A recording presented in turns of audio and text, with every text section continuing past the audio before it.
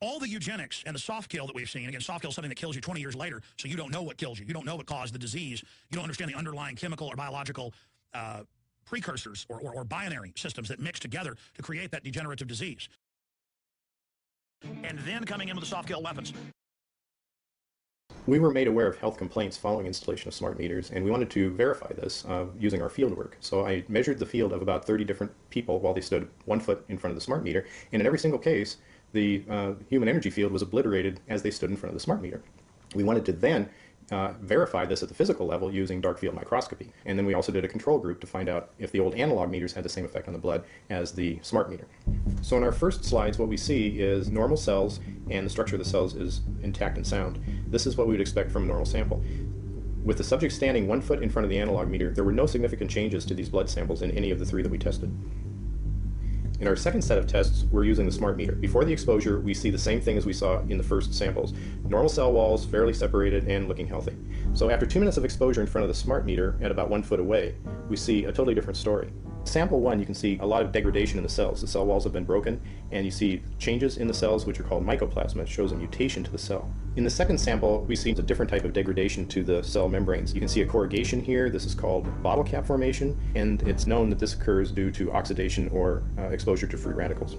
So this third subject, when we did her sample, she had to be pulled away from the meter after 45 seconds because she complained about an increasingly severe headache. And here you see a phenomenon called rouleau, where the red blood cells are stacking up, which makes it very difficult for the blood to deliver oxygen to the tissues as they would be their normal function. Every single one of these is a degradation. Every single one of these shows a trauma to the blood cells, and that came from something, and the only variable was the smart meter.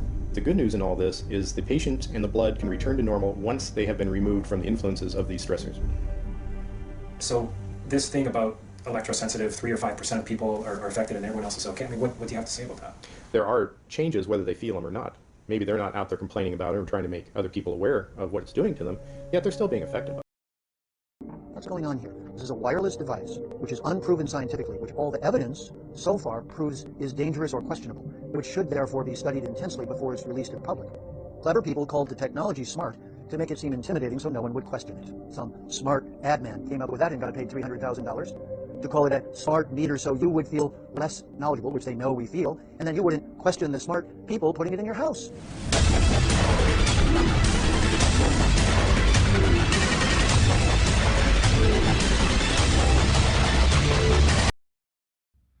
Hi there. Today we're going to be measuring the electromagnetic radiation that's emitted by a smart TV using the Safe and Sound Pro 2 meter.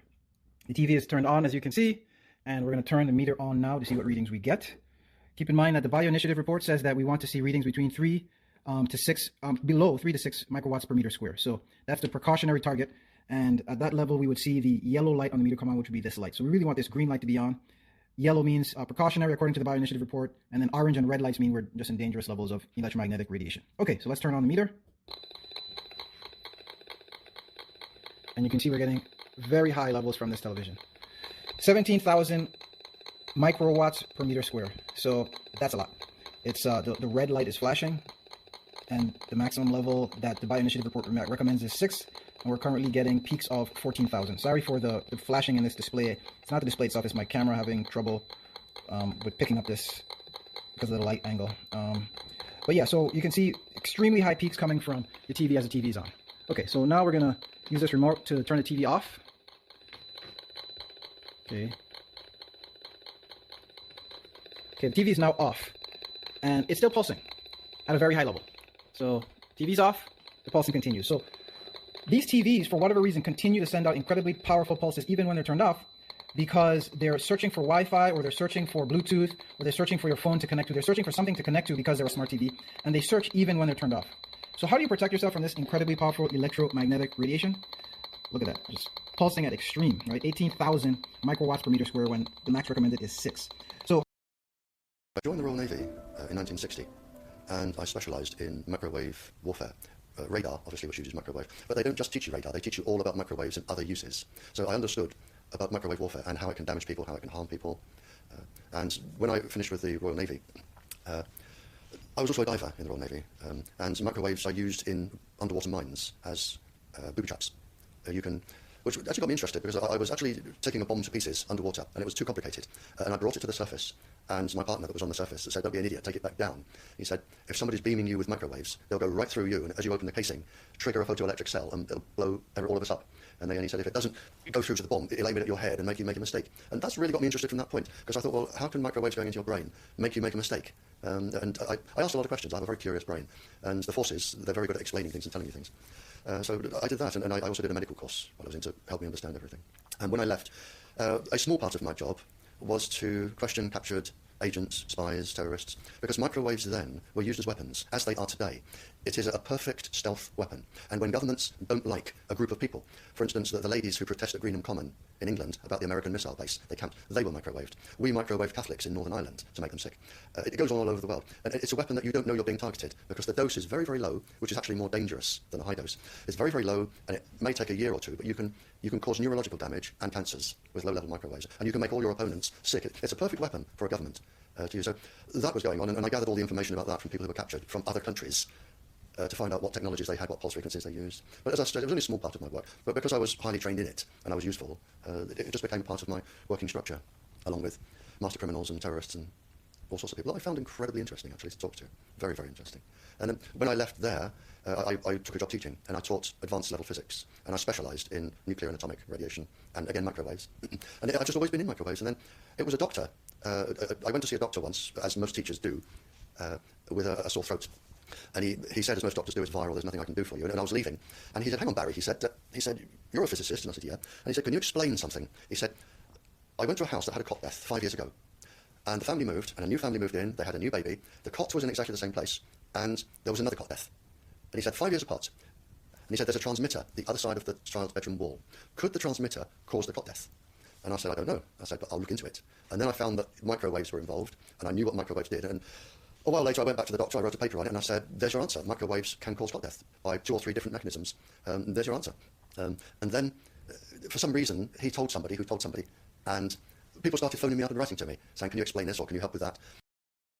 Wi-Fi, I think anyone who puts Wi-Fi into a school should be locked up for the rest of their life. I really do. I think they're not fit to walk on the surface of this planet, because they haven't looked at the research, and whatever incentive they have, it is not worth the genetic problems that parents are going to face with their children when they're born. And if you think of a single parent, a mother, who has a genetically deformed child, that particular mother will feel guilty because she gave birth. She will feel guilty, and she will be worried every single second of every single day for her life. She will worry that the child won't marry. If the child can marry, she'll worry that the children will carry the disease, which they will. She will worry when she dies who will take care of them.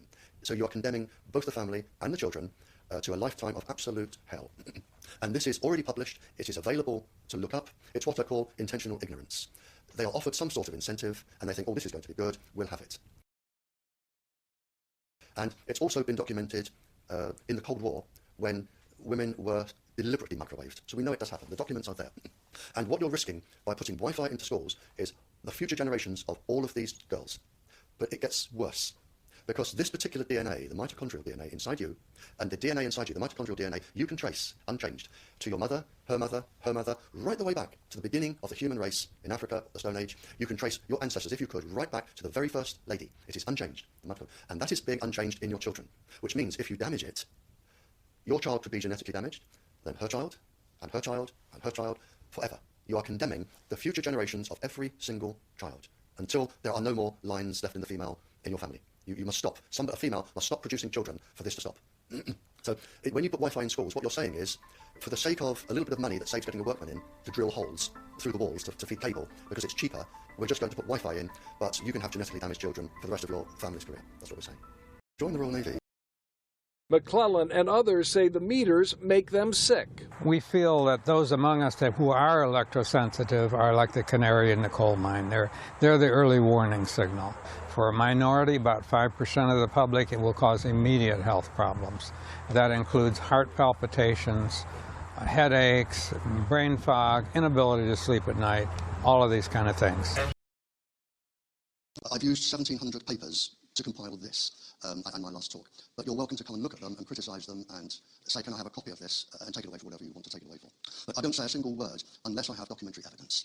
Now, my aim is not to upset anybody, but some of the things I say, can. And finally, in 1971, cancer was proven to be caused by low-level microwave radiation and has been kept secret ever since, along with all of the other illnesses and diseases. This document was published. It was by the American military. By the American military, it is top secret, classified top secret. And it lists 2,000 research papers, 2,000, and each of those took many, many years to construct. 2,000 research papers, because in those days the military did the research with the universities. And it covers all of the illnesses which you can expect to get and die from continuous low-level radiation. This, I think, is the most shameful document ever to be published. It is by the World Health Organization. We pay them to protect us, and we trust them to protect us. In 1973, the World Health Organization had a conference in Warsaw, Biological Effects and Health Hazards of Microwave Radiation, 350 pages documenting harm to the ordinary person, 107 different chapters. Chapter 40 deals with cancer, I think 28 reproductive faults. But instead of telling the world, I don't know who made them make the decision, instead of telling the world, it was stamped top secret, with a big red top secret stamp. It still is, and you still will not be told about this. They will not admit to it, even today. At that time, the World Health Organization, again, what they didn't tell you, on their websites, or on their, what they had on these days, 80% of the published papers linked cancer to low-level microwaves. And the others, you had neurological damage, birth defects. It is expected and anticipated there will be 2 billion deaths. Now, it is, if you imagine everybody who died in World War II, it is 28 times that number. And that's a lot. But when I started looking into this, I thought, well, I remember when I was teaching, and I remember the time in the early 80s when I said to my science class, and I said, we have just passed the 100,000 deaths a year rate in this country for smoking-related deaths. And then you start looking around the world for smoking. Smoking was linked to, they didn't know the name then, but they knew that you had lung congestion and died with big black ugly bits in 1870. Smoking was linked to cancer and death in 1870. In 1939, all of the science was in place to have it stopped. Then the government scientists and industry scientists, who are sometimes one of the same person, step in and they delay things for 50, 60 years, which is what happened to smoking. Exactly the same with lead in petrol, and there are many other examples. So when I looked at this, and I thought, well, smoking is probably comparable to 2 billion by now. Lead in petrol certainly will be. And I looked around a few figures, and a 10-year international study around the world in various countries had many, many thousands of miscarriages, suicides, deaths around transmitters. Lima, near Peru, the country, is known as Cancer City, where it is unregulated. Just 2 provinces in India, they have 50,000 brain tumours in children, and 100,000 plus dead in the provinces attributed to mobile phone masts. And so it goes on. And when you start looking at examples like this, in a paper I wrote, and anyone can come out to my house and read it and copy it, in a paper I wrote, there was a survey done, I'm trying to think, probably 15 years ago, of some of the schools in France and Spain, and they found 200 schools with cancer clusters of 8 or more different types of cancers attributed to the transmitter in the playground. We had I was involved in 11 children under 11 with leukemia after a transmitter went up. They all died. It was taken to Parliament. The MP put forward a very, very good case. It took 18 months to get to Parliament. And the minister stood up and said, we are within international guidelines, and sat down. And that was it. In fact, the minister lied. We're not within international guidelines. There are already deaths from Wi-Fi in class, from here to New Zealand. There are 136 studies of harm in schools, proper studies, from Wi-Fi and transmitters in schools. There are 48 studies on child suicide. It's going up around 4% every year. I'll just stop there for a second. It is the pulses or modulations from the frequencies. Professor Mio of King Sard University, he has shown, especially in the child's brain, where the tissue is particularly soft, the skull, he has shown that the microwaves penetrate deep into all areas of a child's brain.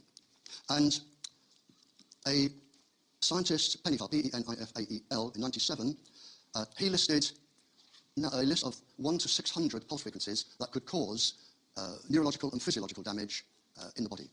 In the paper I had there from the military, they list all of the symptoms that you can be warned about if you are taken to court, and the last one is severe neurological damage, including death. And the last one is, I'm not a medical doctor, I describe it as the same symptoms as lead arsenide poisoning, where you just want to go to bed and die, and if somebody came in with a bag and said, there's £1 million, go and spend it, you wouldn't be bothered. Those are the most commonest symptoms that you get from microwaves in the brain, at varying degrees. And any neurologist here, I can run through the processes if you wish. Right, okay, here we go. Pregnant women are particularly vulnerable because the womb, of course, is mostly fluid, and microwaves are attracted and stay in and rearrange the chemical structures of the fluid in many ways. There is a 20-fold higher concentration of damage within the womb. A paediatrician with a neurologist, a medical neurologist, went into a school. I don't know the size of the school, but he found 31 children with physical damage and neurological damage related to the transmitter. The World Health Organization published a paper that showed that a level of microwave irradiation for a pregnant woman can reach 47.7% as a miscarriage, stillbirth, or genetically damaged child rate. 47.7%. A paper published a few years ago, just a couple of years ago, by the European Academy for Environmental Medicine, who are an incredibly talented bunch of doctors and clever people. They looked at their own research and came up with 48%. For school children, and I have taught pregnant school children and I've worked with pregnant teachers, for school children you can add a risk factor of between 10 and 20% more. I don't know exactly, and I don't know anybody who does, due to the increased electrical conductivity in their bodies, the absence of a full working immune system that isn't really up and running until they're 18 or so, the absence of the hardness of the bones and the easiness of the microwaves to penetrate the bones, which are not really fully developed till they're around 27, the last being the clavicle, and of course in the bones you have the bone marrow, which helps with the immune system. So children are particularly vulnerable, between 40% and 60% vulnerable. A surgeon from Plymouth, a brain surgeon, questioned why the amount of brain tumours he was seeing did not match the amount he was doing, the operations he was carrying out. Still going, they are taking 40,000 brain tumours off these statistics every single year. 40,000. And it is justified. What they are saying is, aha, the endocrine glands in the brain are not actually grey or white matter. We associate the brain with grey or white matter. Therefore, they're not really brain. Therefore, the tumours of the endocrine glands are not brain. So we can take those. So we take off the 40,000 endocrine cancers a year. And this is how it goes on. And this is how you get your figures down. But I did say to the doctor, surgeon, you work for the NHS. If you try and raise this, I have known 2 area health authority, whatever the chief person is called, the chief of the area health authority, I have known one be threatened that she would lose her job in 1/2 of one day if she brought this to anybody's attention, and the other one that the best thing he could do was keep quiet and stick to other things. Now, we put Wi-Fi in schools. We put Wi-Fi in schools. You can go into virtually any state primary school, and they will have 20 Wi-Fis in the class, plus the routers on the ceiling, plus the transmitter, and there will probably be iPads as well. And they are all microwaves.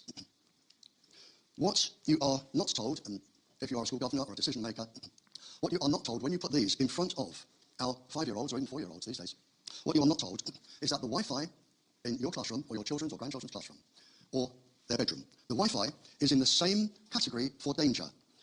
The World Health Organization, International Agency for Research on Cancer, they are in the same category, exactly the same, as mercury, lead, DDT, benzene, which is the smell from petrol you get, exhaust fumes from cars, HIV type 2, and chloroform, the same. Now, if I walked into anybody's school with any of those and said, here you are, play with this for a day, I would be jailed, certified, sectioned, and jailed. And yet, we've got children with these on their laps. I think somebody worked out for 13 hours over a school lifetime or something. Member of their gang anymore. And this arrived from Germany on Saturday for me, and he has said, and he has gone public, there are now 2 large, well-executed and solid studies that point in the same direction. Cancer from exposure from all of these technologies. The data in the large study, which found clear correlation between exposure to mobile radiation and cancer rates, shows even greater cancer risks than revealed in the first report. Therefore, World Health Organization hazard class 1 instead of today's class 2, which is the one I've just read. It is an airtight argumented conclusion which supports an overwhelming amount of research. He is asking the world to upgrade the cancer certification from grade 2, which is mercury and lead and benzene, up to grade 1. He said the research substantiates that. Now, I am not alone in running around the world trying to do this. There are a lot of people doing lots of things, and we'll have some good news here. The industry themselves, the industry themselves in the year 2000 studied the top 220 research articles and said that what they are putting out actually does cause cancer. The Council of Europe, 47 countries, 800 million people. Simple statement, ban Wi-Fi in schools. Dr. Annie Sasko, 22 years World Health Organization Cancer Department. Mobiles, cell phones and Wi-Fi will cause cancer. Switzerland, France, Germany, Belgium, England, this is not the state schools, England have started to remove Wi-Fi from schools. UNICEF the big children's charity who care for children decided to look into this, and they did their own study, nobody interfered, and they came up with their own conclusion. They found there was an 85% risk of brain and heart damage. And in fact, in Canada, I think it is, in the schools, they've had heart attacks from children from Wi-Fi, and now the classrooms have defibrillators in. 85% brain and heart damage, 36% epilepsy, 11% neurological harm, 82% blood, immune and fetal damage. Iceland, Cyprus, Italy, Canada, Russia, USA are either removing or starting to remove Wi-Fi from schools. Okay. Finally, on this, just two things. I think this lady, internationally, she is renowned for being particularly clever. And I'd like to read just what she wrote here. She is a paediatric neurologist, Dr. Maya Klein, and she has said, pregnant women deserve to know that wireless radiation can have an impact on the developing brain. We're seeing alarming increases in the number of children diagnosed with neurological disorders over the past decade.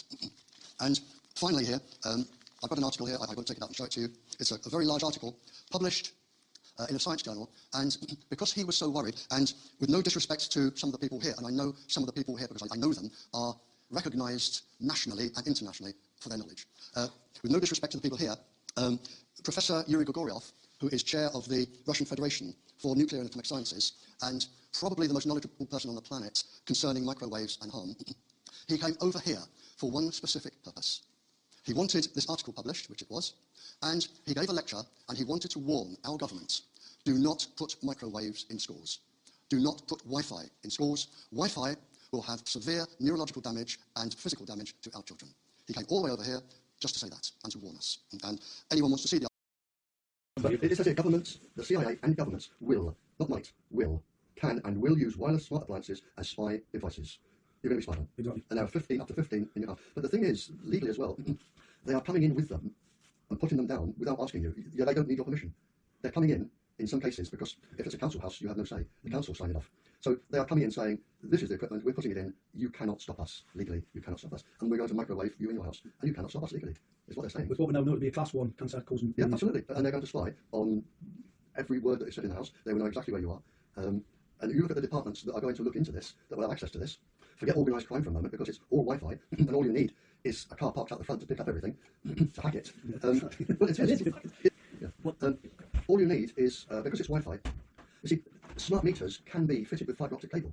There's no reason. In fact, it would be better. More secure, less interference, and it would carry more data. You could have fibre optic cable, but they're choosing the most lethal weapon. Even the Russian government wrote to us and says, do not use 2.4 gigahertz. It is too dangerous. But they are coming into your house, you cannot stop them, they're going to put it in, and there's nothing you can do about it. And as I say, anybody outside, organised crime, anybody, because it's Wi-Fi, 30 metres easily, they can just pick it up, hack into your system, see if you're home, they can see what room you're in, they can see what you're watching, they can see how you're dressed, because the televisions, the televisions they're already built with little cameras in, so when you play games on the telly, they can watch you. So your tellies have cameras in, you've got listening devices all over, who knows what's in the chips.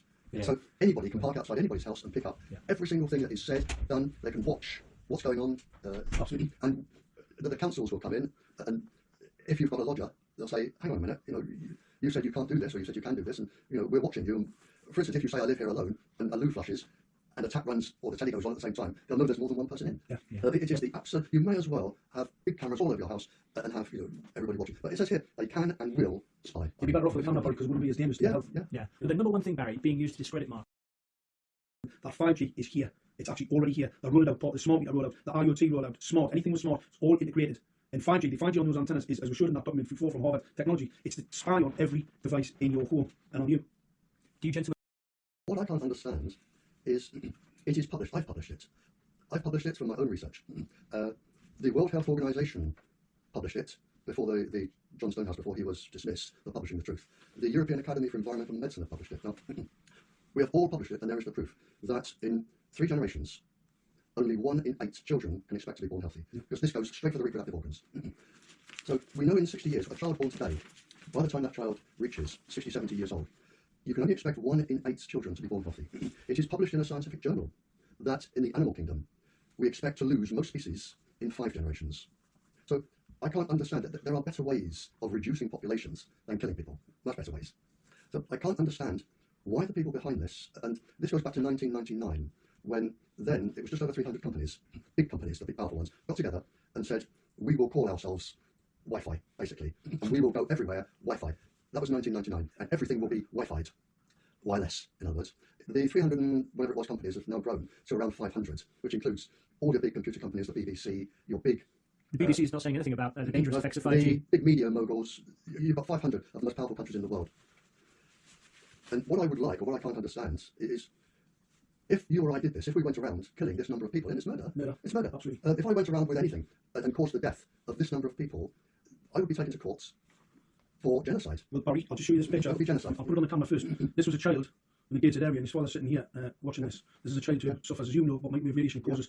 This was from the 5G in Gateshead. This is what we have to put up with now. As we posted these images up, this is when we got all the attention and all the negative attention from individuals, whether it be mistaken or other, about we not having 5G. That was a total falsehood. It was a fabrication, whether they were due, they should not be, because obviously one of them was a so-called expert, most certainly wasn't, because what he wrote was absolutely incorrect. But this is what we suffer. And today, we still have people discrediting the fact that we have 5G in the area. It is absolutely deplorable. This image, death rates, is a 50-year high. I've already said before, murder.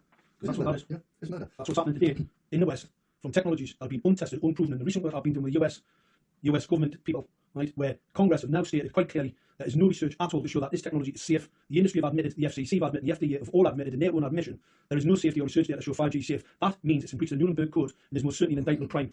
That is a crime. That's assault. Police officers came to my home after seeing this image on Facebook. When I showed them the documentary scientific evidence to show that what was causing that had been fitted by a local authority, they had been told not to take any scientific documentary evidence from me. That then ended up with a council then running a number of cases against me to get me into court to try and discredit me, as these so-called experts had tried to and failed. Because obviously on the streets, where we have, we've got people bleeding from the nose, we've got no birds, we've killed off all the flying insects, as Barry mentioned before. So it's quite self-evident. I can confirm that. There's no birds, no insects, everything's died, and we've got children from the nose. And people who stand up and make false allegations against me and others for speaking out should hold their heads in shame. Absolutely shameful. But it is murder. It is industrial murder, which is with the compliance of government. Mark, do you have a question for Barry? I'd just like to congratulate Barry. Barry's works, Legion, historic, very brave man, the first one in the fray, and I just want to shake his hand. No, it's my pleasure. It's my pleasure. Yeah.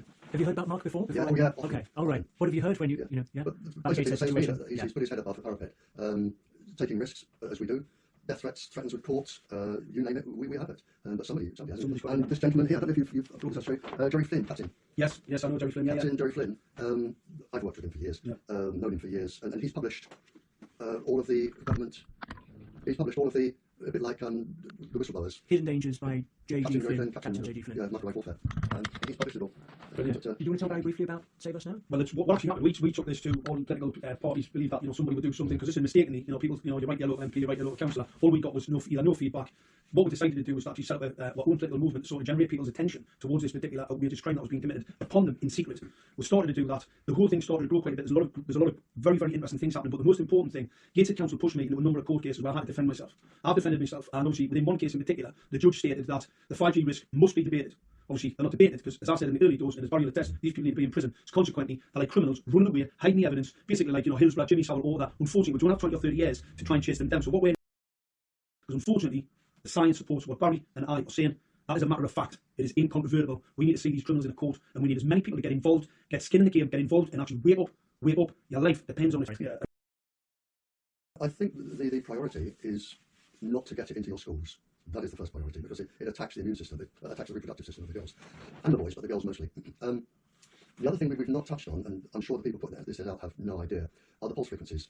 Now, when I was debriefing spies in the Cold War, we had the Soviet captured KGB spies and the Americans.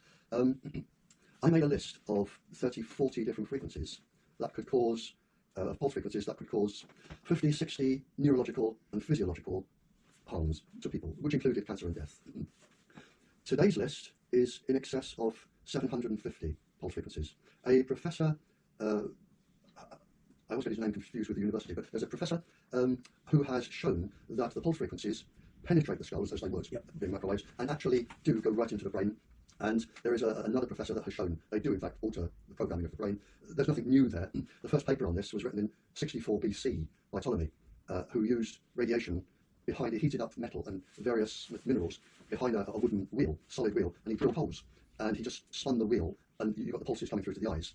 64 BC, and it was a party game then. Although he was a serious scientist, he was a Greek living in Egypt, and he found that certain frequencies would cause epileptic fits, photoelectric epilepsy. Other frequencies would make people feel sick, collapse, go mad, and it was a party game.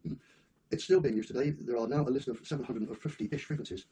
They have absolutely no idea of the pulse frequencies they are putting in. Because when you start mixing these waves, Crosswaves. you get constructive interference, modulations and pulses. They have no idea what pulses they are putting in.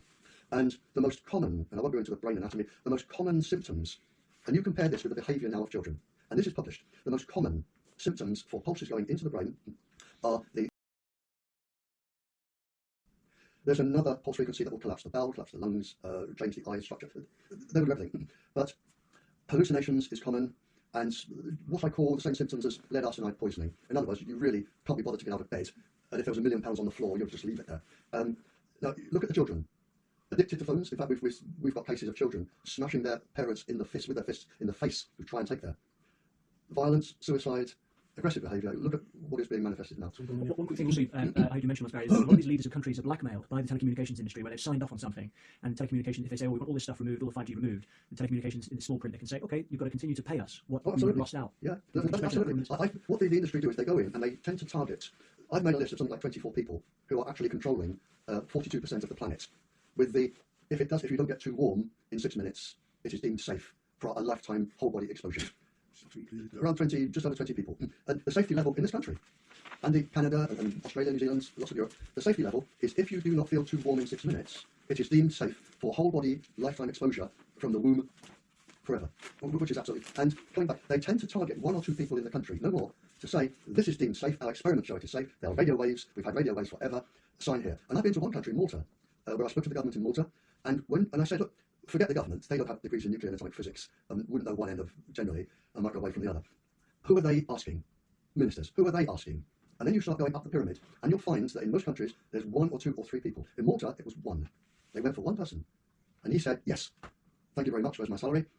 And the country then, and this is in the contract, if you take them down, you have to pay the industry the money they would have got had it been left up and expanded and expanded and expanded. And in this country, you cannot take them down. They actually, as the moment they go up, which comes back to your MPs, the moment they go up, and people don't know this, they come under the Official Secrets Act. Because you get a transmitter go up, and then the Secret Services go, thank you very much, we could use that there, bonk. Yeah. And then other departments come and bonk, bonk, bonk, bonk, bonk, and it goes like Meccano and Lego, and they say, that comes under the Official Secrets Act. They're being disguised as trees. And there's nothing you can do. So once it's up, it's under the Official Secrets Act. MPs sign the Official Secrets Act. They cannot do anything to take them down. Right. In fact, it's illegal for the MPs. So the person who owns the land, who's signed off on that mask, can then have legal action taken against them. Using that document, was it the working employees? Yeah. Do you know what it's called again? Yeah, health and safety. Yeah, I'll put it up on the YouTube. Yeah, to sue the person who signed off. The banks are going to sue them. The banks are going to money to build the equipment, the assets on the land. They're going to come back and take their farms.